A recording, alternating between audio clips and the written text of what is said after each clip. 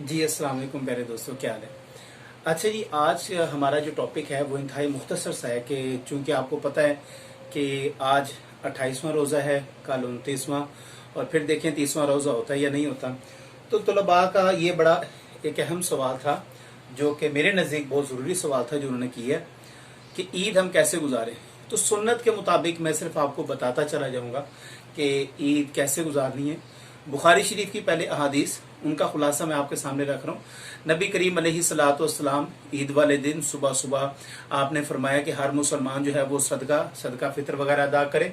और ये हर मुसलमान के ऊपर आपने फरमाया, मर्द हो, औरत हो, बूढ़ा हो, गुलाम हो, आज़ाद हो, कोई भी शख्स हो, उसके लिए ये सदका फितर है। और फिर आगे आपने फरमाया हदीस में, बुखारी शरीफ की हदीस में सारी बयान करूंगा इंशाअल्लाह ताला। एक सुनन इब्ने माजा की है और एक तिरमिजी की है, और वो इंशाअल्लाह ताला अगर पॉसिबल हुआ तो मैं नीचे हवाला जात भी दर्ज कर दूंगा। तो फिर आप अलैहिस्सलाम क्या करते थे कि जब मस्जिद की तरफ जाते थे तो आप पैदल जाते थे, यानी कि पैदल जाना भी सुन्नत है। और दूसरा, एक रास्ते से जाना और दूसरे रास्ते से वापस आना, ये भी सुन्नत है। और आप भी इसी तरह किया करें कि जब आप मस्जिद जाएं तो एक साइड एक रास्ता इख्तियार करें, वापसी में दूसरा रास्ता इख्तियार करें। उसके बाद फिर जो जरूरी अमर है वो सदका भी दे दिया आपने। लिबास के वाले से आप अलैहिस्सलातु वस्सलाम ने रेशमी कपड़े से मना फरमाया। बाकी जिस तरह का भी लिबास हो उसमें किसी किस्म की कोई कबाहत नहीं है, लेकिन गैर शरी लिबास ना हो। एवन के बुखारी शरीफ में जो हदीस मुबारक मेरे मुताले से गुजरी है, उसमें एक रेशमी कपड़ा जो है वो उसने एक शख्स ने आपको हदिया किया और कहा कि या रसूलल्लाह, ये आप ईद के लिए पहने, और साथ आप इस तरह करें कि इसको जब कोई वफ्द आए तो उससे मुलाकात के लिए पहन लिया करें। तो आपने फरमाया कि बेशक ये शख्स वो लेगा या ये वो लोग पहनेंगे जिनका आखिरत में कोई हिस्सा नहीं है। और फिर आपने एक रेशमी जुब्बा जो है वो इब्ने उमर को या हजरत उमर को आपने बतौर हदिया भेजा। तो उन्होंने अर्ज किया, या रसूलल्लाह, आपने तो इसके मुतालिक ये फरमाया था, तो फिर आपने मुझे क्यों दिया? तो आप अलैहिस्सलातु ने फरमाया, मैंने इसलिए दिया कि ताकि तू उसको बेच के कोई अपनी जरूरत पूरी कर ले। तो लिबास रेशमी कपड़े से बचें। उसके बाद जब आप वापस आए तो साथ बच्चों को जरूर लेके जाएं, बच्चों को अच्छा तैयार करके खूबसूरत बना के। हजरत अब्दुल्ला बिन अब्बास की रवायत है कि आप फरमाते हैं कि मुझे नबी करीम अलैहिस्सलाम साथ लेके जाया करते थे।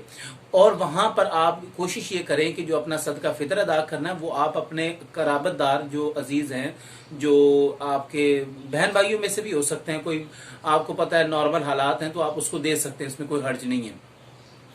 नमाज के बाद आप वापस आए, कोई कसीदा सुन लें, कोई आप अगर कोई नगमा है जो आपको बिल्कुल उससे गाफिल ना कर दे वो आप सुन लें, इसमें कोई हर्ज नहीं। बुखारी शरीफ में हजरत मायशा से रवायत फरमाती है कि ईद का दिन था और जो सहाबा हैं वो तलवार और उसके साथ जो है ना वो जिस तरह करते हैं दायरा लगा के वो कर रहे थे, अपना तकरीब कर रहे थे, और बच्चियां जो हैं उसमें कसीदा गा रही थी।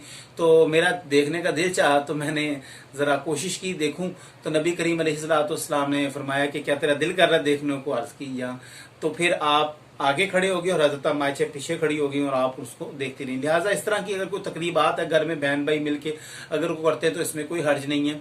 सबसे जो जरूरी चीज है इस ईद वाले दिन, आपने इस ईद के दिन को अयाशी का दिन नहीं समझना। ये दर हकीकत 30 रोजों के बाद हमारा असल इम्तिहान ईद वाले दिन होता है कि आपका रद्द अमल क्या है। 30 दिनों में तो आपने बड़ी नमाज पढ़ी और बहुत ज्यादा अपना रोजा भी रखा, अच्छी अच्छी बातें की, नाते सुनी सुनाई, लेकिन जैसे ईद आता हमारी बिल्कुल तबीयत बदल जाती है, हमारा माहौल ही बदल जाता है, हमारा जो वे ऑफ थिंकिंग ही बदल जाता है। सो हमें इस साइड पे नहीं जाना, बल्कि जो सुन्नत के मुताबिक तरीका है उसको अपनाएं, उसमें कोई हर्ज नहीं है। उसमें आपकी तफरीह के लिए भी स्पेस है, आपके उठने बैठने के लिए भी स्पेस है, हर एक चीज के लिए स्पेस है। अब रह जाता है जो आखिर में, ये तो सुन्नत तरीका था। और लाजमी जो मैंने बात मेरे जहन से निकल गई, ईद की नमाज पढ़ने के बाद खुसूसन कब्रिस्तान जरूर जाएं, ताकि आप अल्लाह की याद से गाफिल ना हो। कब्र या कब्रिस्तान एक ऐसी जगह है जहां पे अल्लाह के इंसान को याद आती है। और आखिरी बात, आप नमाज का तरीका मैं आपको बता दूं, वैसे तो तकरीबन उलमाए कराम बता देते हैं, लेकिन यहाँ पर मैं मुख्तसर सा बता दूं कि जब आप नमाज पढ़ने के लिए जाते हैं उसमें 6 तकबीरें हमारी इजाफी होती है। मैं अहनाफ का तरीका बता रहा हूँ, शवाफे का अलग है, उसमें तकबीरात जो हैं वो जरा मुख्तलिफ हैं। मैं अहनाफ का तरीका बता रहा हूँ कि अहनाफ का तरीका क्या है। अहनाफ का तरीका ये है कि आपने अल्लाह अकबर कह के हाथ बांधे और सना पढ़ी, उसके बाद फिर आपने तकबीर कहनी है, हाथ छोड़ देने, फिर दूसरी तकबीर कहनी है, हाथ छोड़ देने हैं, फिर तीसरी तकबीर कहनी है और हाथ बांध लेने हैं। फिर इमाम किरात करेगा, उसके बाद नेक्स्ट रकात आएगी, नेक्स्ट रकात के बाद पहले इमाम किरात करेगा और किरात के बाद फिर आपने क्या करना है, एक दफा कह के तकबीर हाथ छोड़ देना, दूसरी दफा भी हाथ छोड़ देने, तीसरी दफा भी हाथ छोड़ देने हैं और चौथी दफा तकबीर कहनी है और हाथ नहीं उठाने बल्कि सीधा आपने रुकू में चला जाना है। तो ये मुख्तसर सा नमाज का तरीका था। और ईद का दिन हम कैसे गुजारें, इसमें जो छोटी छोटी गुजारिशात की हैं, मस्जिद आपने किस तरह जाना है, खुशबू लगा के जाना है, गौसल करके जाना है, और कोशिश ये कीजिएगा कि ईद के बाद जो हम मस्ती करते हैं, कुछ ओवर एक्टिंग, वो उनसे ज़रा गुरेज करें। बाकी दीनी मामलात में आप जिस तरह मर्जी एक दूसरे से कंसल्ट करें, वो दीनी मामलात में इतनी स्पेस है कि आप अगर हल्का फुल्का अगर म्यूजिक सुनना चाहते हैं कोई तो ठीक है, लेकिन वो ऐसा ना हो कि हराम म्यूजिक ना हो। अगर कोई बैठ के कोई कसीदा पढ़ लेते हैं या कोई अशार पढ़ लेते हैं, जिस तरह मियां मोहम्मद बख्श साहब के हैं और सुल्तान बहू के, इस तरह के अशार अगर आप पढ़ के सुनाते हैं तो उसमें कोई किसी किस्म की कोई कबाह नहीं है। उम्मीद है कि आज की वीडियो आपको पसंद आई होगी। कमेंट्स बॉक्स में अपनी राय से हमें आगाह कीजिएगा। जज़ाकल्लाह, अल्लाह हाफिज।